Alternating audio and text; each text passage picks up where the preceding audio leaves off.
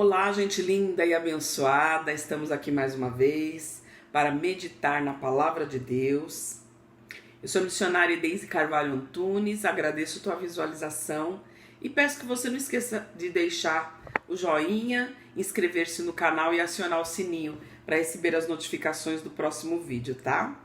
Este vídeo nós estamos aí com ele para atender o pedido da Flávia, né? Uma inscrita do canal, que pediu pra gente falar um pouco sobre a morte, sobre a diferença do justo, do ímpio, onde fica um, onde fica outro, se fica tudo junto. Então nós vamos meditar um pouquinho, tá?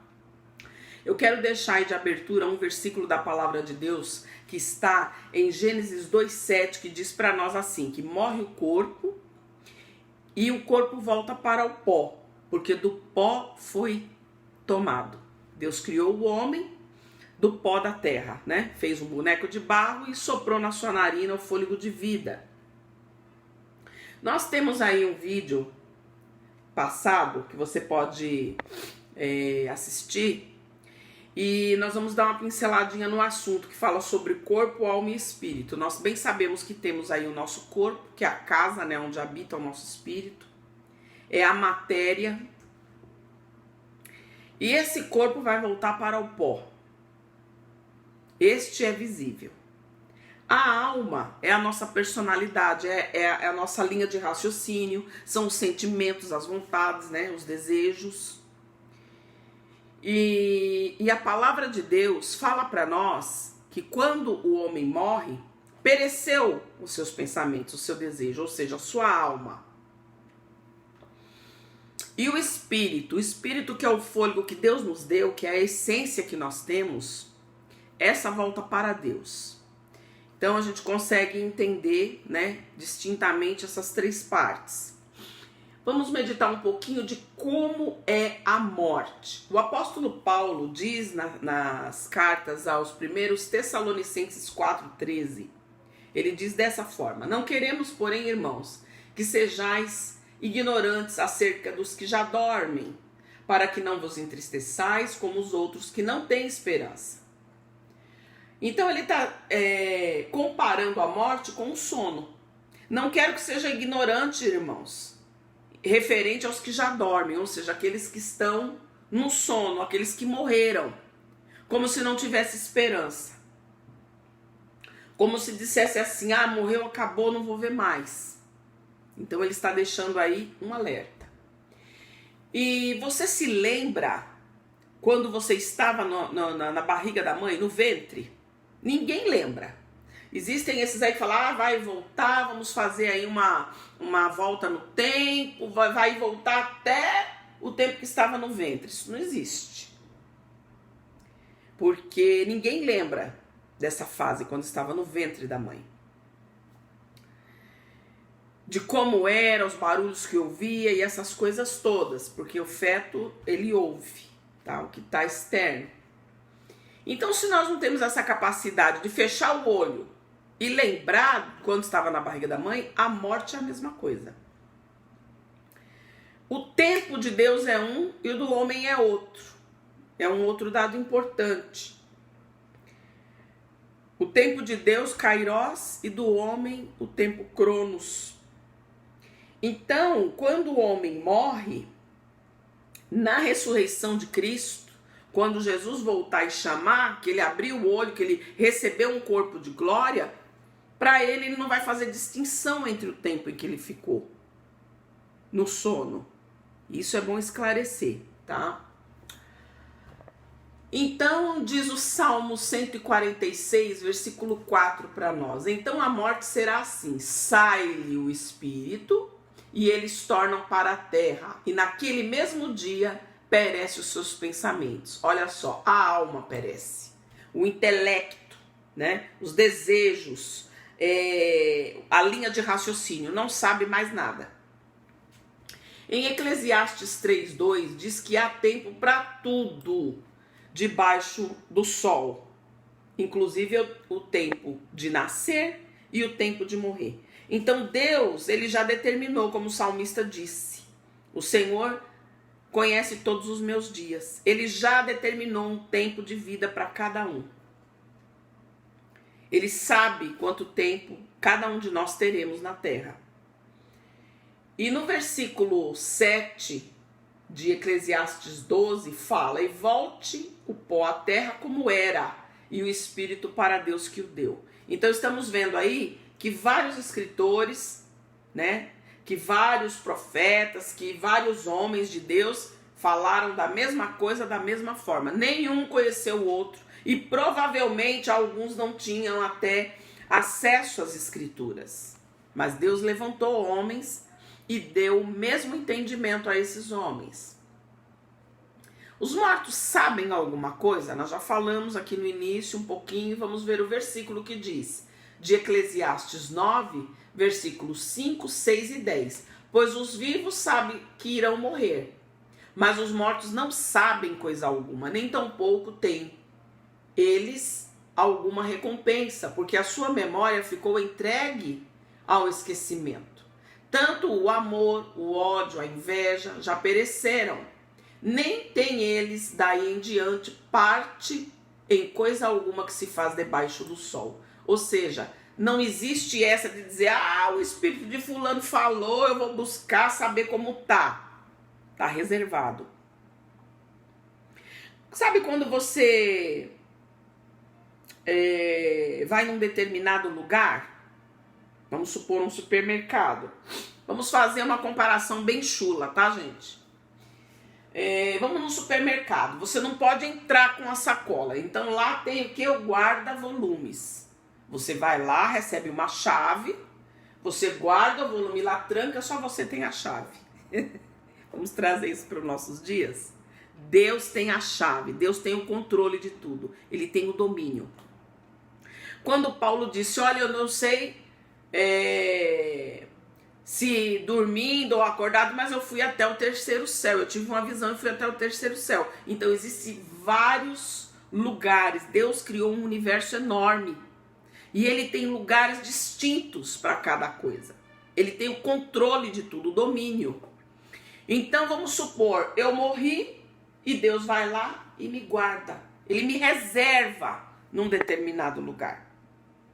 E eu não tenho mais acesso a saber o que foi aqui, nem se eu estou morta, nem se eu estou viva. E tendo uma vida coerente com a palavra de Deus, quando o Senhor Jesus voltar, Ele vai dizer, vem, vai dar um corpo de glória, um corpo transformado e vai levar para estar com Ele.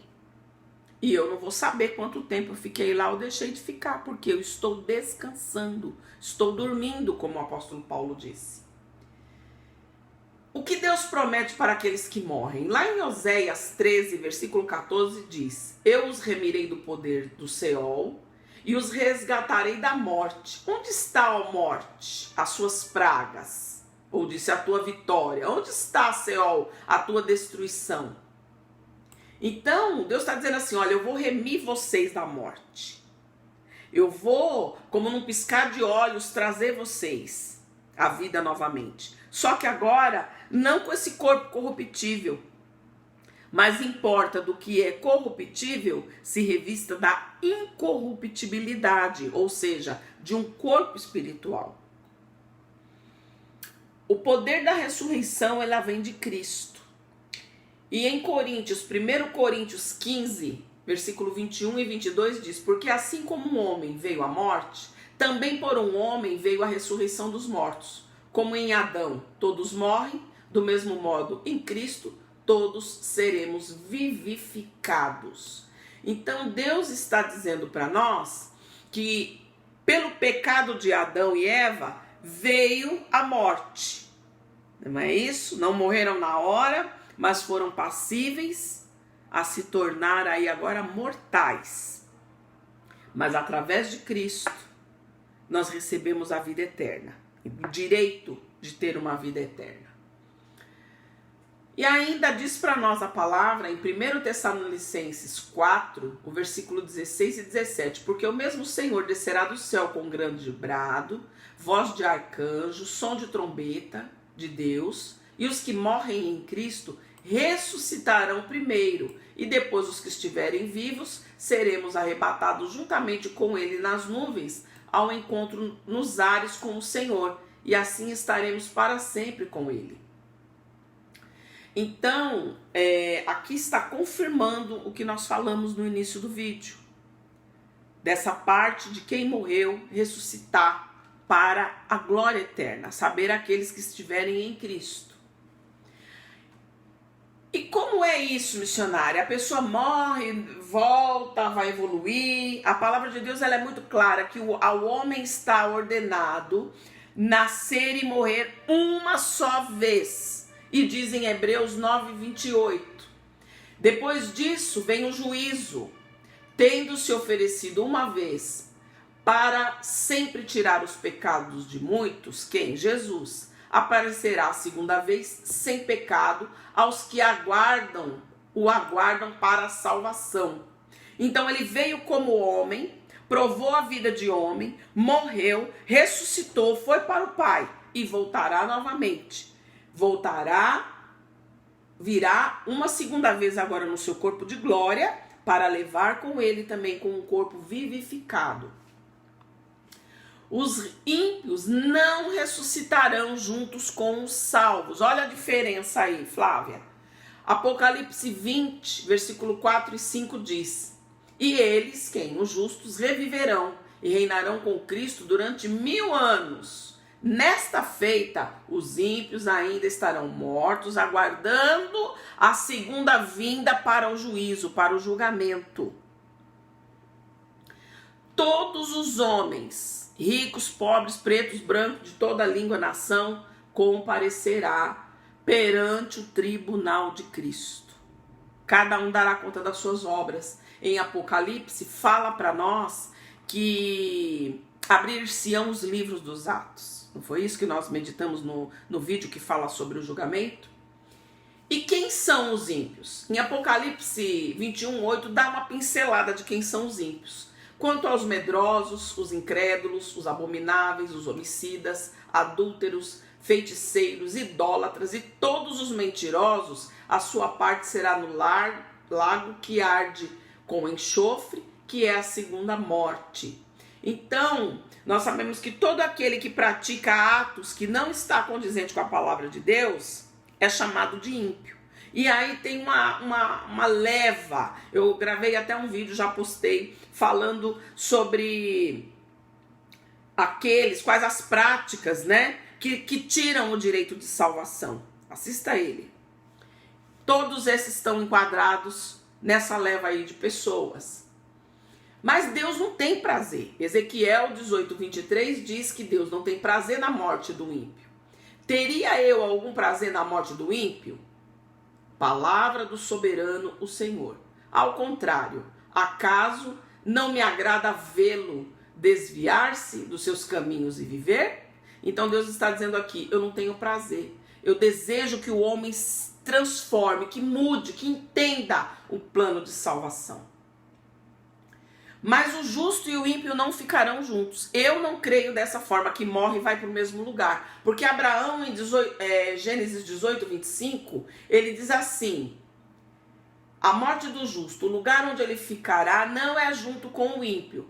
Longe de ti fazer tal coisa, matar o justo junto com o ímpio, tratando o justo e o ímpio da mesma maneira. Longe de ti. Não agiria tu com justiça, juiz de toda a terra? Então ele está falando aqui que Deus ele faz uma distinção entre aquele que é dele, entre o justo e o ímpio. Porque até em Deuteronômio 28 fala que as pragas e maldições da palavra de Deus acompanha aquele que não obedece às ordenanças de Deus. E as bênçãos acompanham aqueles que são obedientes. Então há uma distinção, há uma diferença sim, e é necessário que nós observemos a palavra de Deus e procuremos nos aproximar dele.